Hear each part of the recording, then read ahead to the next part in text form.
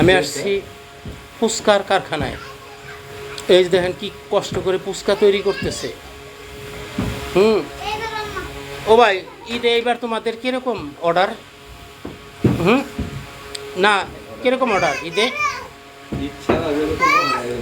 যেই ফুচকা খুব সুস্বাদু খাইতে। হুম। এবং ইউরোপ ইউনিয়নের অনেক কূটনীতিকরা ফুচকা খায়, বলছে বাংলাদেশের ফুচকা খুব মজাদার। সেই ফুচকার কারখানা এই যে আজকে দেখেন এই ফুচকা। এবার কি ঈদে কীরকম তুলনামূলক অর্ডার পাইছো? হুম। হ্যাঁ, মানে যতটুকু বানায় দেওয়া যায় নিজের শরীরে যা কুলায়। এর মধ্যে কী কী আছে? তারপরে এই এখন তেলে খালি এটা ফুচকার সাইজগুলো করবা, এই যে এইটা দিয়ে না?